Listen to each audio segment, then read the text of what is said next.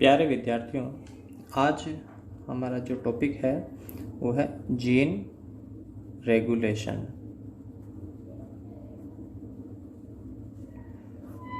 पिछले लेक्चर में अपन ने जीन ऑर्गेनाइजेशन के बारे में पढ़ा था,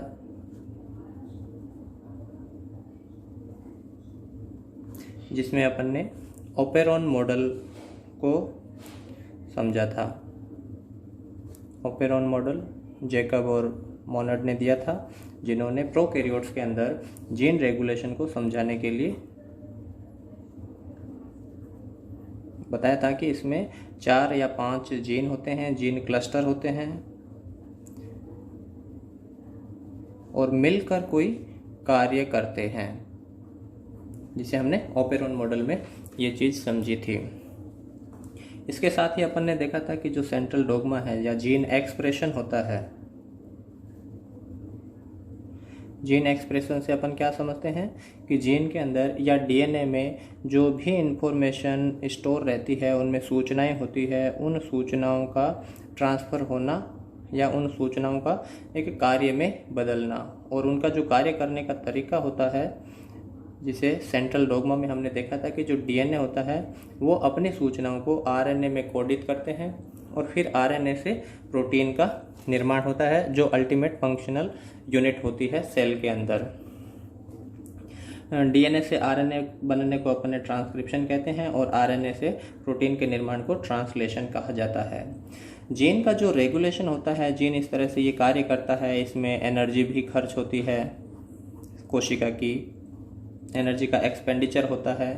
तो जब ज़रूरत हो तभी आरएनए का निर्माण हो या प्रोटीन का निर्माण हो, जब कोशिका को इसकी आवश्यकता नहीं होती है उस समय आरएनए का निर्माण नहीं हो, जीन कार्य नहीं करे, इस तरह के रेगुलेशन को हम जीन रेगुलेशन में पढ़ते हैं।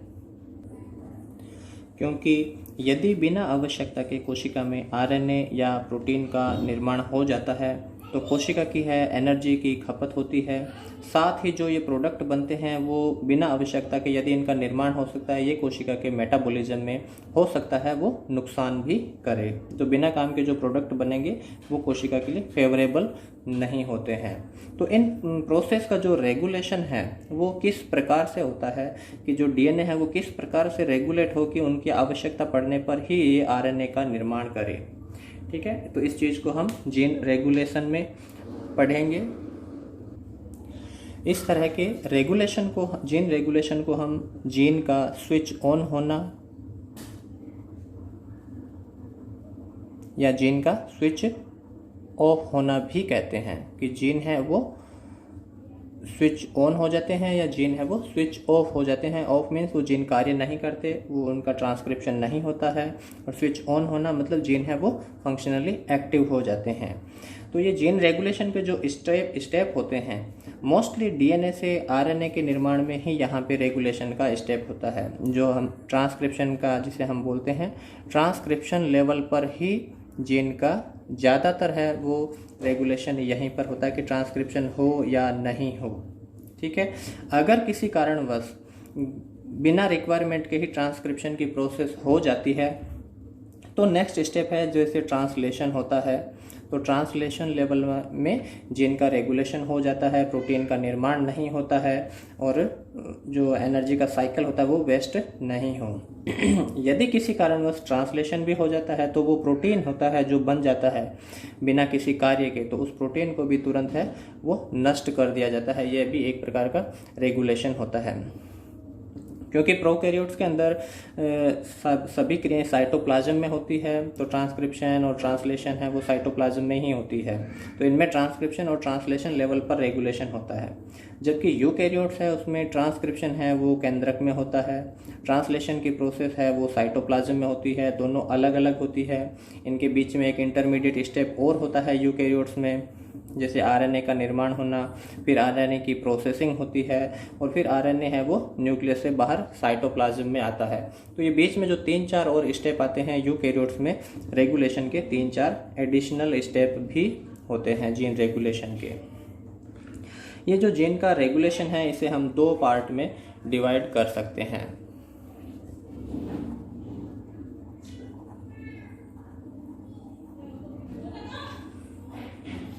एक जीन का रेगुलेशन होता है पॉजिटिव रेगुलेशन और एक होता है negative gene regulation. Positive regulation और नेगेटिव रेगुलेशन से अपन क्या समझते हैं? पॉजिटिव जीन रेगुलेशन का मतलब ये होता है कि डीएनए पर किसी प्रोटीन या कंपोनेंट के जुड़ने से जीन हैं वो सक्रिय हो जाते हैं,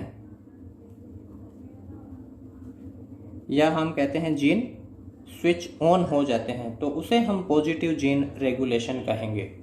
ठीक है, डीएनए पर या जीन पर किसी प्रोटीन कंपोनेंट के जुड़ने से यदि जीन एक्टिव होते हैं, जीन स्विच ऑन हो जाते हैं, तो उसे हम इस टाइप के रेगुलेशन को हम पॉजिटिव जीन रेगुलेशन कहते हैं। जबकि इसका अपोजिट है वो नेगेटिव जीन रेगुलेशन में होता है। क्या है? डीएनए पर किसी प्रोटीन के जुड़ने से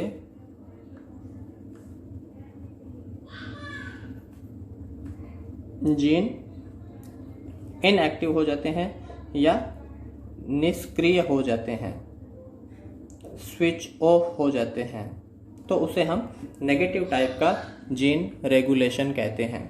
ये जीन पर जो कंपोनेंट या प्रोटीन कंपोनेंट जुड़ते हैं वो किसी दूसरे डीएनए या जीन का पार्ट होता है जो वहाँ जाके जुड़ जाता है, सक्रिय जीन के प्रोमोटर रीजन पर या ऑपरेटर रीजन पर जुड़ते हैं, जिसके कारण जीन स्विच ऑन या स्विच ऑफ होते हैं। तो ऐसे हम पॉजिटिव और नेगेटिव जीन रेगुलेशन कहेंगे।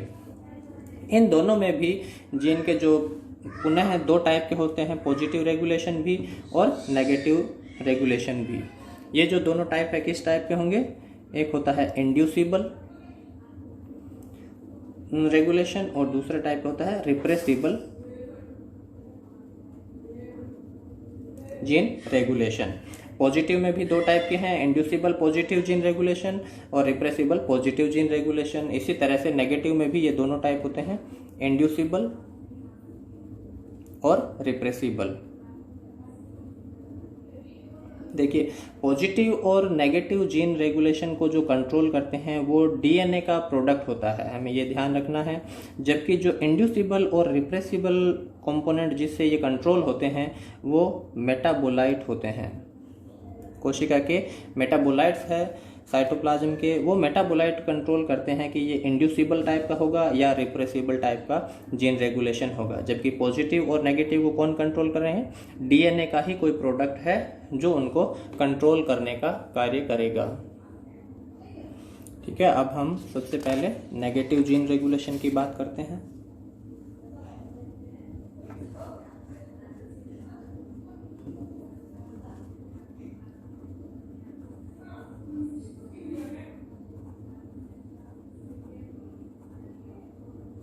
देखिए, नेगेटिव रेगुलेशन से पहले अपने को थोड़ा ओपेरॉन का कॉन्सेप्ट देखना है कि ओपेरॉन की स्ट्रक्चर क्या होती है। तो ओपेरॉन में देखिए, सबसे पहले एक होता है रेगुलेटर जीन।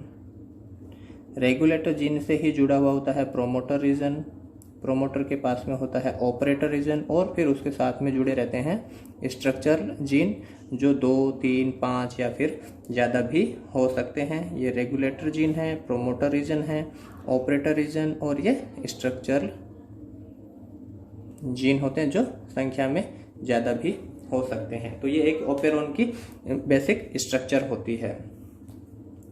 जो नेगेटिव जीन का जो रेगुलेशन होता है वो कंट्रोल होता है रेगुलेटर जीन के द्वारा।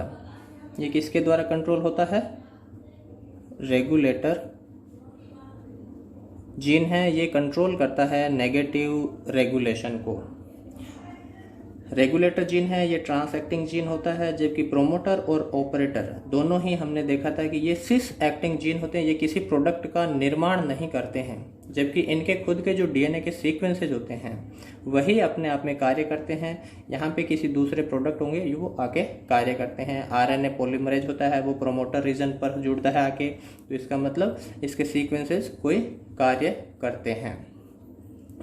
आरएनए पॉलीमरेज प्रोमोटर पर तभी जुड़ते हैं जब ये किसी को बुलाने का कार्य करता है। तो प्रोमोटर के अंदर वो कैपेसिटी होती है कि वो किसी को बुला सके। जो आरएनए ऐसे प्रोमोटर जो आरएनए पॉलीमरेज को बुलाने की उनमें अधिक क्षमता होती है उन्हें हम स्ट्रॉन्ग प्रोमोटर कहते हैं। और ऐसे प्रोमोटर जिनमें बुलाने की कैपेसिटी नहीं होती है तो उनको कुछ एडिशनल में हेल्प की आवश्यकता होती है तो उन्हें हम वीक प्रोमोटर कहते हैं। ठीक है, तो रेगुलेटर जीन है वो क्या करता है, वो प्रोटीन का निर्माण करता है और ये प्रोटीन जाके जुड़ता है, अपन ने पढ़ा था ये ऑपरेटर रीजन पर, जिसके कारण ये जीन को रेगुलेट करते हैं कि स्ट्रक्चरल जीन है वो ट्रांसक्राइब हो या नहीं हो। तो रेगुलेटर जीन का जो प्रोडक्ट होता है जिसे हम रिप्रेसर भी कहते हैं, ठीक है, इसके लिए 3 संभावनाएं होती है। पहली कंडीशन होती है कि रिप्रेसर जीन है वो एक्टिव हो, रिप्रेसर जीन का जो प्रोडक्ट है वो एक्टिव कंडीशन में हो। जब ये एक्टिव होगा तो ये ऑपरेटर रीजन पर बाइंड हो जाएगा, ऑपरेटर जीन पर से जुड़ता है और जब ये ऑपरेटर जीन से जुड़ जाता है तो उस परिस्थिति में क्या होगा, जीन है वो स्विच ऑफ हो जाते हैं।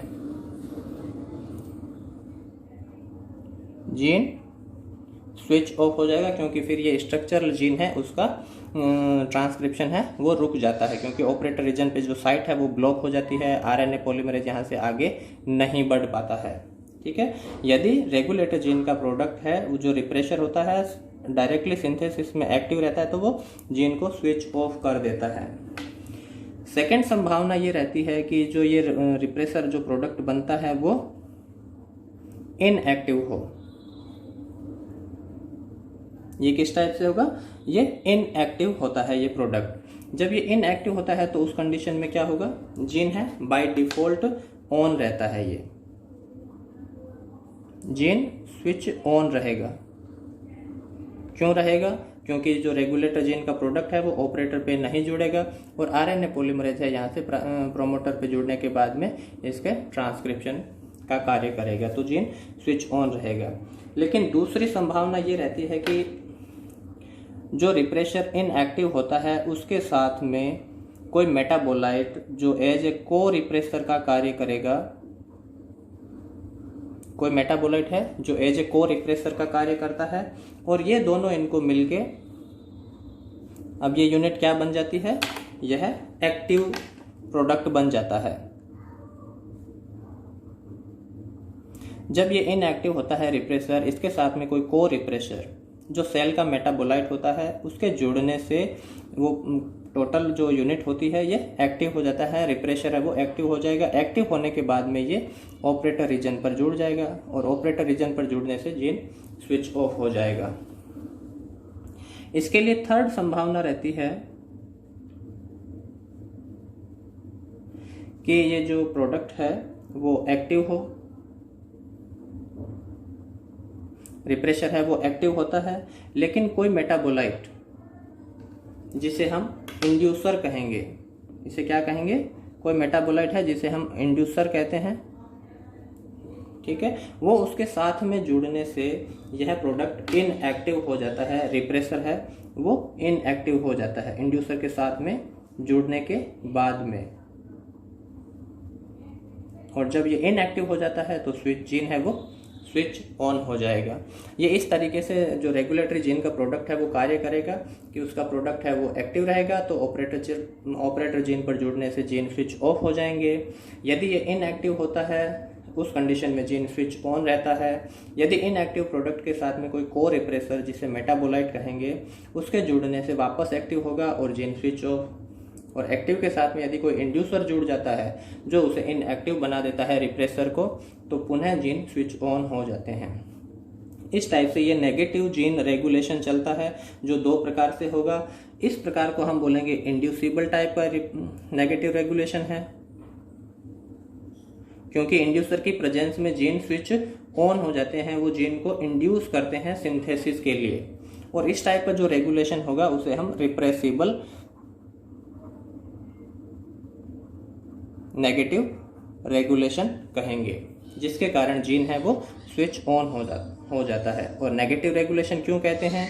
क्योंकि जीन पर कोई प्रोडक्ट के जुड़ने से जीन एक्टिव नहीं रहता है, इसलिए उसको हम नेगेटिव रेगुलेशन कहते हैं। नेक्स्ट है पॉजिटिव रेगुलेशन।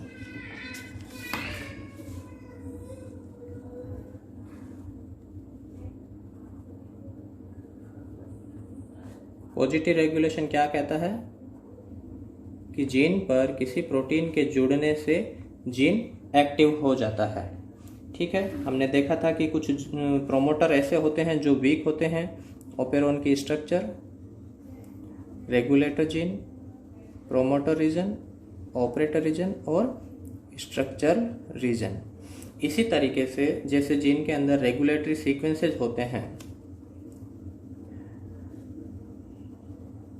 उसी तरीके से जीन में किसी दूसरी जगह पर कोई ऐसे सीक्वेंसेस भी प्रेजेंट होते हैं जो जीन को स्टिमुलेट करते हैं, या हम कह सकते हैं कि यदि कोई प्रोमोटर वीक प्रोमोटर होता है तो उस प्रोमोटर को एडिशनल प्रोटीन या कंपोनेंट की आवश्यकता होती है ट्रांसक्रिप्शन के लिए, कि वो किसी आरएनए पॉलीमरेज को इनवाइट करे। इसके लिए वहाँ पे कुछ एडिशनल एनहांसर की, एक्टिवेटर की आवश्यकता होती है। तो पॉजिटिव जीन का जो रेगुलेशन होता है वो एनहांसर जीन के द्वारा होता है। जिस तरह से ओपेरॉन में रेगुलेटरी सीक्वेंसेज होते हैं, उसी तरीके से कुछ एनहांसर जीन भी डीएनए में पाए जाते हैं, जो क्या करते हैं, किसी जीन को स्टिमुलेट करते हैं सिंथेसिस के लिए। ऐसे सीक्वेंसेस को हम एनहांसर कहते हैं। ये भी एक तरह के ट्रांस एक्टिंग सीक्वेंसेस होते हैं, ये भी एक तरह के रेगुलेटरी जीन ही होते हैं, लेकिन इन्हें हम रेगुलेटरी जीन ना बोल के एनहांसर जीन कहते हैं। तो एनहांसर का जो प्रोडक्ट होता है उसे हम एक्टिवेटर कहते हैं। हमने देखा कि अगर वीक प्रोमोटर होता है और इस पर एक्टिवेटर आके जुड़ जाता है तो उस परिस्थिति में आरएनए पॉलीमरेज यहाँ पे तुरंत आके जुड़ जाएगा और वो ट्रांसक्रिप्शन की प्रोसेस को इनिशिएट करेगा। ठीक है, अब इसके लिए भी वही 3 संभावनाएं होती है एक्टिवेटर के लिए, कि फर्स्ट कंडीशन में जो एक्टिवेटर होता है वो सक्रिय होता है। ठीक है, तो जब ये एक्टिव रहेगा तो ये कहाँ पे जुड़ता है, प्रोमोटर रीजन पर जुड़ता है। ये प्रोमोटर जीन पर जुड़ता है, जबकि रेगुलेटरी जीन का प्रोडक्ट ऑपरेटर रीजन पर जुड़ता है। एनहांसर जीन होते हैं, इसका प्रोडक्ट होता है वो प्रोमोटर रीजन पर जुड़ता है, क्योंकि प्रोमोटर वीक होते हैं इस कारण। और जब ये प्रोमोटर रीजन पर जुड़ता है तो तब जीन है वो स्विच ऑन हो जाते हैं। जीन क्या हो जाएंगे, स्विच ऑन हो जाएंगे, जीन एक्टिव हो जाएंगे, सक्रिय हो जाएंगे और वो आरएनए का निर्माण करेंगे। सेकंड कंडीशन क्या होगी इसके लिए, जो प्रोडक्ट होता है एक्टिवेटर है वो बाय डिफॉल्ट इनएक्टिव होता है। जैसे ही उसकी सिंथेसिस होती है वो अपने आप में इनएक्टिव रहता है, कार्य नहीं कर पाता है। जब ये कार्य नहीं कर पाता है तो इसके लिए किसी दूसरे मेटाबोलाइट की आवश्यकता होती है इसको सक्रिय बनाने के लिए, जिसे हम को एक्टिवेटर कहते हैं। ठीक है, जब इसके साथ में को एक्टिवेटर जुड़ जाता है तब ये क्या हो जाएगा, एक्टिव। और एक्टिव होने के बाद में ये प्रोमोटर रीजन पे जुड़ेगा, जीन को स्विच ऑन कर देता है। लेकिन यदि को एक्टिवेटर उपस्थित नहीं है उस परिस्थिति में क्या होगा, यदि ये इनएक्टिव है तो जीन मोस्टली ऑफ रहता है, क्योंकि वीक प्रोमोटर है, जीन है वो स्विच ऑफ रहेगा। ठीक है, इसके लिए थर्ड कंडीशन क्या होगी,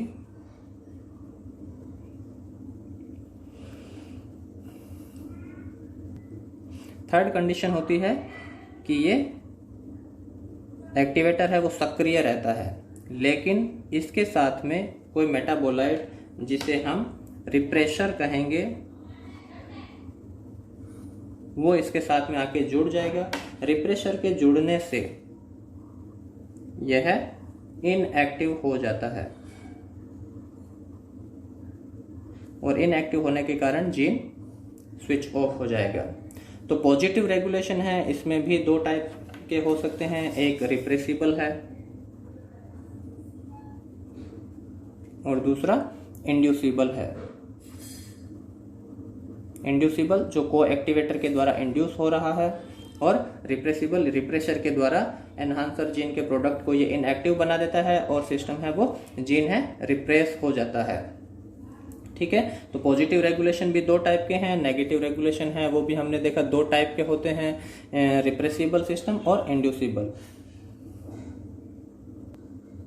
नेक्स्ट क्लास में हम लेक ओपेरोन की स्टडी करेंगे, जो दोनों टाइप के रेगुलेशन उसमें प्रेजेंट होते हैं। लेक ओपेरोन में पॉजिटिव रेगुलेशन भी होता है और नेगेटिव रेगुलेशन भी होता है, जिसे हम नेक्स्ट क्लास में पढ़ेंगे। Thank you.